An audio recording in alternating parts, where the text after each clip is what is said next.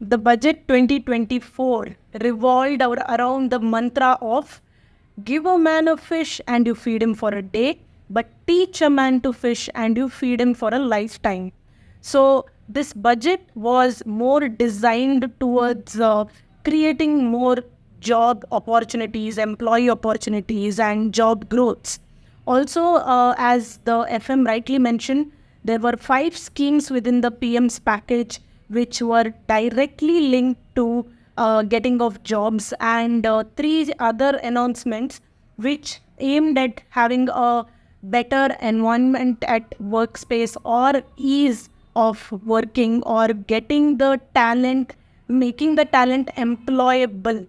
Within this, the first 3 schemes are purely employment linked incentive schemes, ELI schemes, wherein you tell the employers that you give employment to people and the government will give you some sort of an incentive.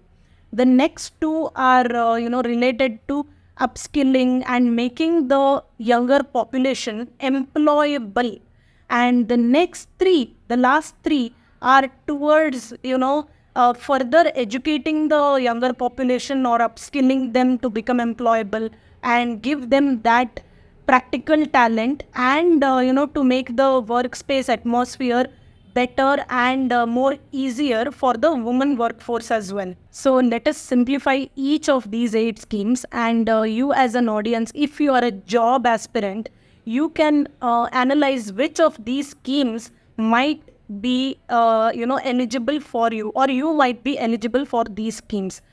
Because these schemes will be there generally, maybe the financial assistance or the relevant working opportunity, but generally people do not know and hence miss the opportunity.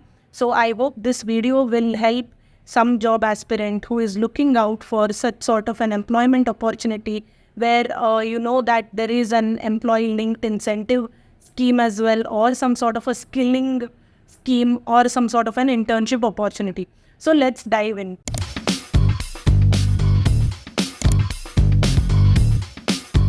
The first scheme is for first time employees, and this is a ELI scheme. Let us see what is this scheme. So this is for the first time employees who are newly entering the workforce or newly entering the job market and are registered under the EPFO. So what will happen to these first timers is that when they join a job, the government will pay them 1 month salary, which will be credited to them as a direct benefit transfer. And up to what amount? Like if you get a job of 10 lakhs per month, government will give you 1 month salary? No. Up to rupees 15,000. Up to rupees 15,000 in 3 installments. Okay, now whether this will be equal installments or what type of installments, that is yet to be seen. So if you are a first timer employee and you join the workforce for the first time and your employer is registered, then 1 month worth of salary will be provided by the government directly to you in 3 installments, as in 3 installments up to rupees 15,000. Now, who are eligible for this to get this benefit? They are that part of workforce whose salary is up to rupees 1 lakh per month. Okay, so if you join a job wherein your starting salary itself is 2 lakhs per month, then you cannot, your that 1 month salary will not be given from the government. But for the entire range of working class where their first salary is up to rupees 1 lakh per month. So if your salary is 20,000 per month, 60,000 per month, or even 1 lakh per month, then the government will provide you 1 month salary. And even if your salary is 1 lakh per month, they will not give you 1 lakh, they will give up to 15,000 per person in 3 installments. How much will each of these installments be is to be waited and watched, because the final details are yet to emerge. The FM mentioned that around 2 crore 10 lakh people, 210 lakh or 2 crore 10 lakh people, youth will be benefited out of this particular scheme. Next, we go to scheme number 2, which is an ELI scheme for creating jobs in the manufacturing sector. Now, please try to understand, one of the goals of this government is to manufacture in India. Okay. And when you want to manufacture in India, firstly, there is a PLI scheme, which the government is really focused upon. It was launched in the year 2020, wherein for setting up your unit in India and producing the units, the eligible units in India, the companies get some sort of an incentive. And now, specifically for the manufacturing sector, to create more jobs in the manufacturing sector, there is a ELI scheme also, which is employment linked incentive schemes, so that more and more jobs are also created in the manufacturing sector. Let us see what is this scheme. So, this basically is an incentive for additional employment in manufacturing sector towards the employment of first-time employees. Okay, for additional employment in the manufacturing sector towards just not anyone else but first-time employees. Because see, the focus is on creating jobs for youth. Okay, so the incentive will be there both for employer as well as employee for contribution towards EPFO in whatever specified scale for the first 4 years. So they are saying there is incentive to employer as well as employee. So that means they also want to attract people towards manufacturing sector, and they also want to incentivize the employers and give them some sort of an incentive towards having additional employment in the manufacturing sector. So there is incentive for both. So there is incentive for both, that is employer and employee, in respect of their EPFO contribution for the first 4 years. Now, how much they have told as per the specified scale. Maybe the finer details will be put out. We have to wait for it. Now, this sort of an arrangement is expected to benefit 30 lakh youth and their employers. This is what the FM has mentioned yesterday.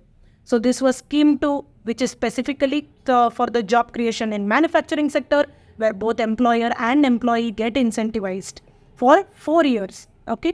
So the scheme number 3 is the support to employers in all sectors. Now, till now we saw the manufacturing sector, some sort of an incentive.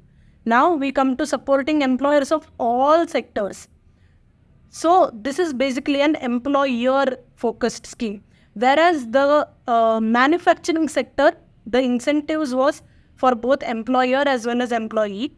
But the third scheme is only for employers of all sectors. So under this third scheme, what will happen is there will be an incentive for additional employment in all sectors. And what is this incentive? The government will reimburse employers up to 3,000 rupees per month for 2 years towards the EPFO contribution of additional employee. Okay. And who will be eligible to be called this additional employee? It will be people who have salary up to 1 lakh per month. So, any positions generally beyond 1 lakh per month is generally not a very clerical position. So, the motive is to create jobs for the larger base. So, definitely an additional employment will be considered if that person for the workforce having salary up to 1 lakh per month. And if you can see here, when it comes to all sectors, first of all, it is only for employer, not for employee. Whereas in the manufacturing sector, incentive is for employer and employee. Again, they have told that it will be 3,000 rupees per month for 2 years towards the EPFO contribution. Whereas in the manufacturing sector, it is up to 4 months. Here they have given an eligibility that saying that the workforce with a salary up to 1 lakh per month, but in the manufacturing sector, they have not specified anything as such. Maybe the finer details are yet to emerge. So that is what we have to be, that is what will have to be seen. So under this scheme 3, wherein, support to employers of all sectors, this particular scheme is expected to incentivize additional employment for 50 lakh people as the workforce because of the incentives that the employer will be getting. So these first 3 schemes were employment linked incentive schemes. First scheme was the incentives for first timer employees, giving them 1 month worth of wage up to rupees 15,000. Second was job creation in manufacturing sector, wherein the government is trying to boost creation of jobs in the manufacturing sector by incentivizing both employers and employees. And the third one is in respect of all sectors, where only the employers are incentivized for providing additional employment. Now see, the scheme number 4 and 5 are targeted towards making the younger population more employable, because the biggest issue that we are facing in our country today is not lack of human resource, but the lack of employable human resource. Because people graduate and come in many streams, but somehow the knowledge is largely theoretical and not very practical. And so this large part of human resource who is actually graduated but still is unemployable, because there is a lack of either skill or talent or whatever. So even the new education policy, in fact, stresses on the need for vocational training, which is learn and earn, or earn when you learn, basically practical learning.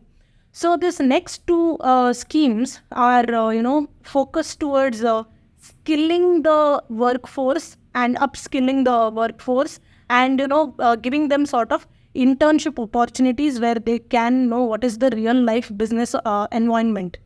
So with this background, coming to scheme 4, this is a skilling program. Okay, so skill development for the youth in collaboration with state government and the industry. So this basically is for upskilling the youth. So 1,000 ITIs, which means industrial training institutes, will be upgraded with hub and spoke arrangement with outcome orientation. And the course content for this upskilling and the course content and whatever is the course design will be as per the requirement of the skill requirements or the skill needs of the industry. Because see, this is being done in collaboration with the industry. So with each specific industry, they will see what is the skill requirement of that particular industry as a whole, maybe IT sector or maybe something else, robotics or whatever that is.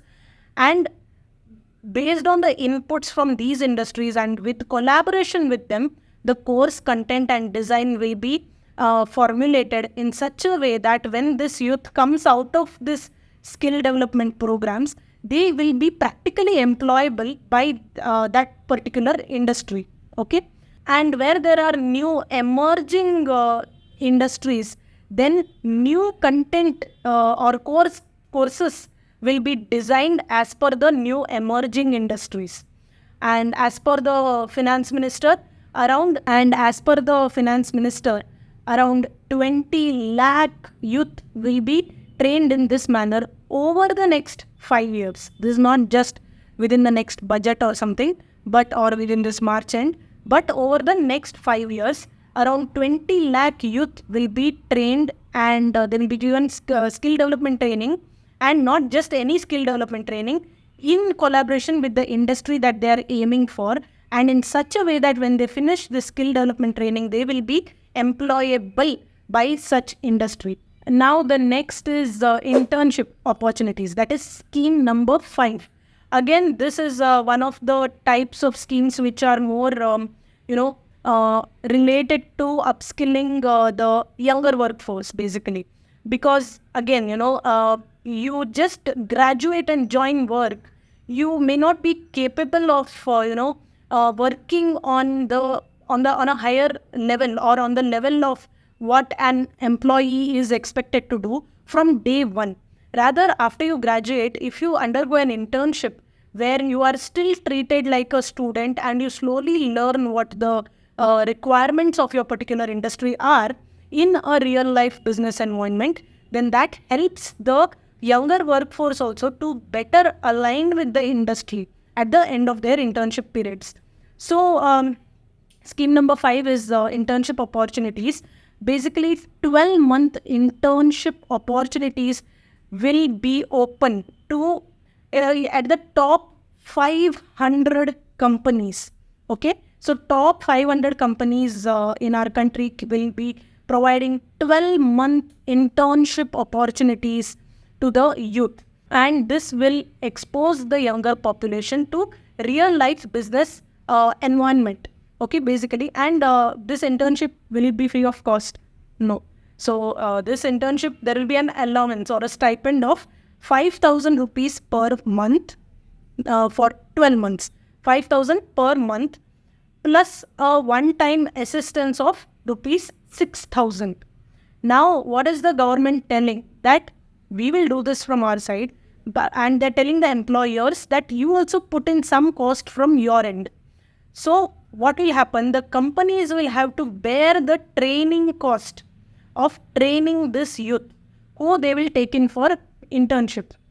And plus, the employer, the top 500 companies, whoever they are, they have to bear 10% of the internship cost.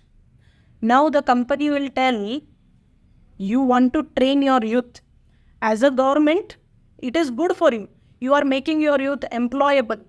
But why should we bear the training cost and 10% of their internship fees tomorrow at the end of 12 months if they leave us and go?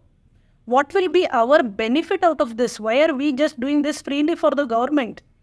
So what the government said, you bear the training cost and you bear 10% of their internship allowance.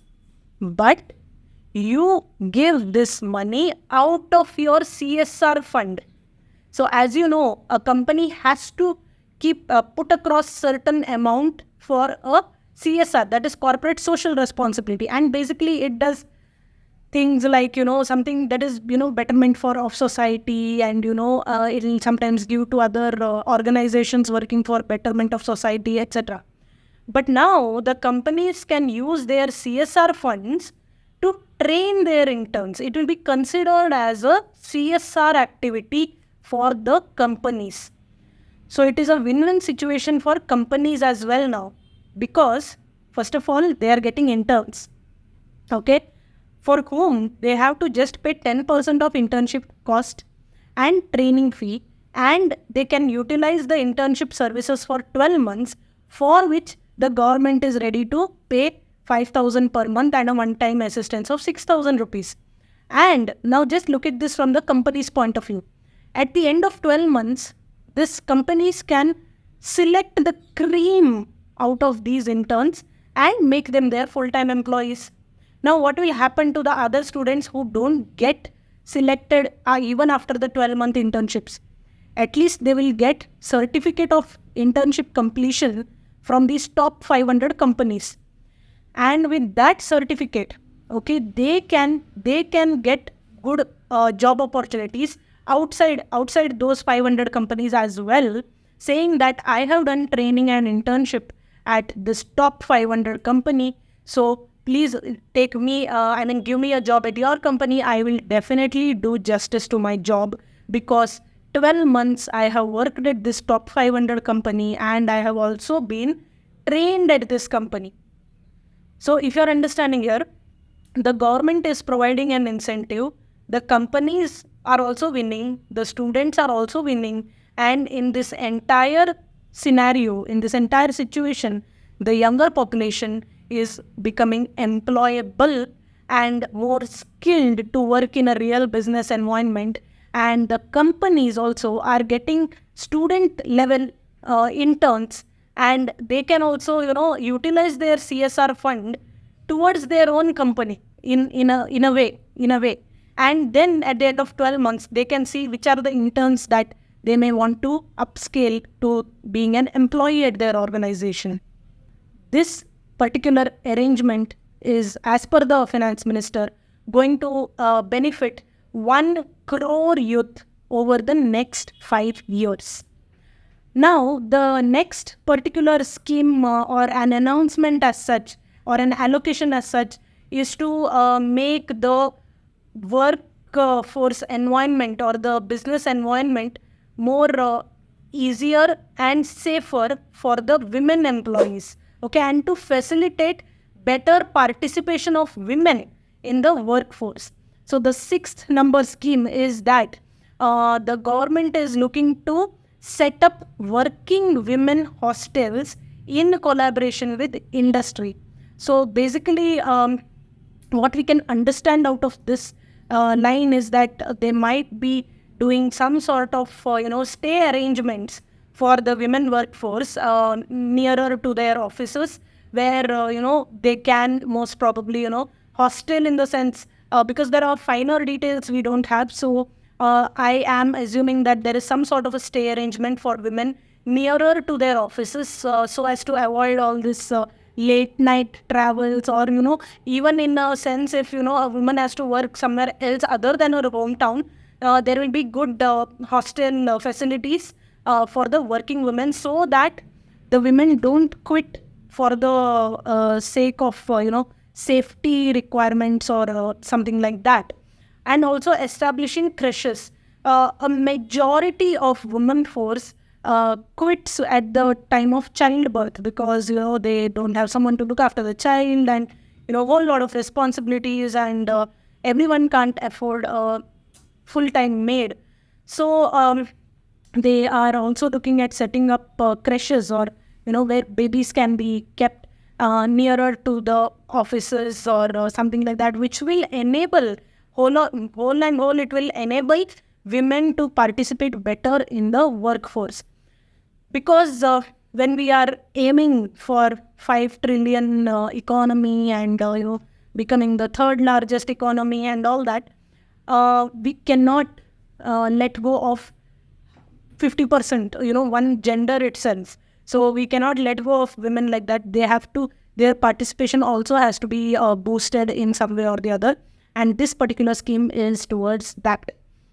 Now, next 2 schemes are somewhere about the financial assistance in relation to upskilling and higher education. So we'll come to scheme number 7 now. Scheme number 7 is skilling loans. So the model skill loan scheme is to be revised to facilitate loans up to rupees 7.5 lakhs for as skilling loans. Okay, basically to do any upskilling or gain any talent as per the industry standards. And the guarantee for this loan will be provided from a government promoted fund. Okay, and this kind of a skilling loan is expected to help 25,000 students every year. Okay, so every year 25,000 students can avail this kind of a loan, and without providing guarantee, because guarantee will be provided from a government promoted fund. Now, scheme number 8 is education loan. If any youth is not eligible for any benefit under government schemes and policies, then education loan will be provided up to rupees 10 lakh. So first thing is, they should not be eligible or a beneficiary under any other government scheme or policies. Then for such student who is not eligible to get any sort of other benefit, for such student, an education loan up to 10 lakh will be provided for higher education if they are doing that higher education from a domestic institution. So you cannot say that, give me 10 lakh, I'll go to abroad and then study. 10 lakh and for higher education in a domestic institution. So now what is the benefit over here? if the government is saying I'm giving you 10 lakhs, what is the benefit that the student will be given is that they will be given a interest subvention of 3% of the loan amount. And what is interest subvention? So see, basically interest subvention is that much percentage of interest will be reduced. So say, for example, if education loan is 8%, then the student with 3% subvention has to pay interest of only 5%. So 3% of interest subvention will be provided on such educational loans. And in this regard, e-vouchers will be given directly to 1 lakh students every year to avail this interest subvention, which is an annual interest subvention, not just for first year. So e-vouchers will be given to 1 lakh students every year to make use of this annual interest subvention of 3% of the loan amount. So these are the 8 schemes that the government has announced in their budget yesterday, which are in respect of creating jobs and employment opportunities and upskilling and internships. So please let me know in the comments which of this scheme can be applicable to you and which of this scheme are you going to try for. And let us see how many of you are trying for what kind of schemes. And we can also then see how much of this scheme will actually be successful for you if you choose this scheme. Thank you for being with me till here. I will meet you tomorrow with another video in our budget series. Until then, take care and goodbye. Please like our video and also subscribe to our channel for more such videos.